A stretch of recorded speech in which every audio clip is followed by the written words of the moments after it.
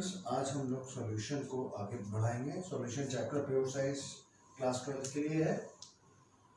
तो सॉल्यूशन की last time हम लोगों ने डिस्कस किया था। तो सॉल्यूशन के दो कंपोनेंट होते हैं, एक सॉल्यूट और एक सॉल्वेंट। जैसे एक एग्जांपल ले, डिवीजन। अगर हम शुगर को वाटर के अंदर डिसॉल्व करेंगे तो शुगर को वाटर के अंदर डिसॉल्व करते हैं तो शुगर सॉल्यूट होगा और वाटर सॉल्वेंट। आज हम लोग बात करेंगे कंसंट्रेशन ऑफ सॉल्यूशन, सॉल्यूशन के कंसंट्रेशन को। तो कई फैक्टर हैं सॉल्यूशन का कंसंट्रेशन रिप्रेजेंट करने के लिए। सबसे पहले पुराना factor strength of solution. Strength is equals to mass of solute upon volume of solution. Mass of solution हमेशा ग्राम्स में लिया जाएगा, तो strength is equals to mass of solute upon volume of solution. ये कंसंट्रेशन सॉल्यूशन की बताता है। और भी फैक्टर हैं, आज हम लोग सारे फैक्टर पढ़ेंगे। नंबर सेकेंड फैक्टर है molarity. So what is molarity? Molarity को m से रिप्रेजेंट करते हैं। Molarity is equals to number of moles of solute upon volume of solution. यहां पे टर्म आ गया है मोल्स, MOLES, मोल्स। ये मोल्स वही है जो आवागाद्रो नंबर में था। नंबर ऑफ मोल्स निकालने के लिए एक और फॉर्मूला दिखा दें आपको, ध्यान रखिए। नंबर ऑफ मोल्स सॉल्यूट का अपॉन वॉल्यूम ऑफ सॉल्यूशन। तो नंबर ऑफ मोल्स निकालने के लिए number of moles of solute is equals to weight of solute in grams upon molecular mass, molecular weight of solute।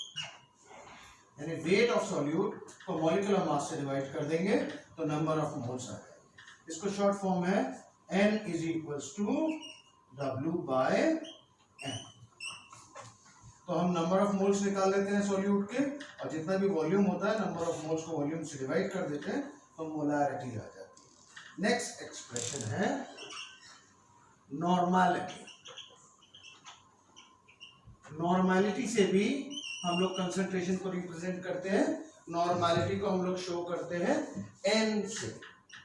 Normality is equals to number of moles की जगह number of equivalent ले लेते हैं। Number of equivalent of solute upon volume of solution. ये equivalent term equivalent mass से आया है। देखिए, नंबर ऑफ इक्विवेलेंट निकालने का फॉर्मूला मैं बता दूं आपको।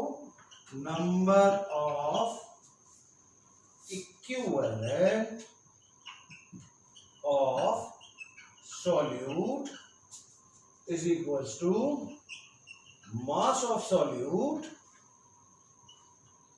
divided by equivalent weight of solute। solute के equivalent weight से, तो देखिए मोलारिटी में मॉलिक्यूलर वेट से डिवाइड करते हैं, जबकि नॉर्मैलिटी में इक्विवेलेंट वेट से डिवाइड करते हैं। अभी ये इक्विवेलेंट वेट कैसे निकालते हैं? इक्विवेलेंट वेट किसी का भी हो तो इक्विवेलेंट वेट ऑफ सॉल्यूट निकालने के लिए उसके मॉलिक्यूलर वेट को वैलेंसी से डिवाइड करते हैं। Valency of solute. अभी वैलेंसी कैसे निकालते हैं? देखिए, वैलेंसी अगर कंप्लीट मॉलिक्यूल है जिसके ऊपर कोई चार्ज नहीं होता तो हमेशा उसकी पॉजिटिव वैलेंसी लेते हैं। जैसे एग्जांपल देख ले, सोडियम क्लोराइड की पॉजिटिव वैलेंसी +1।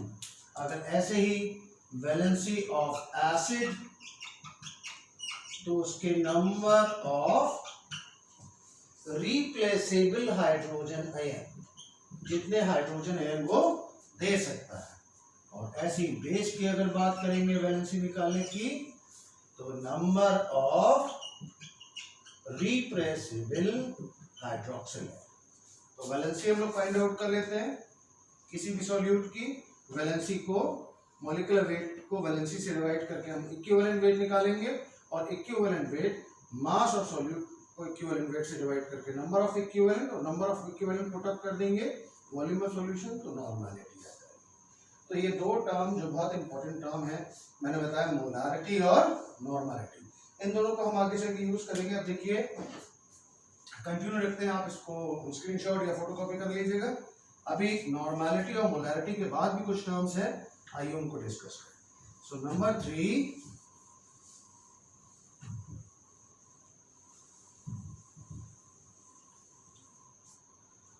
मोलारिटी और नॉर्मलिटी के बाद कंसंट्रेशन को रिप्रेजेंट करने के लिए एक और टर्म आता है, that is number 3, and number 3 is molality.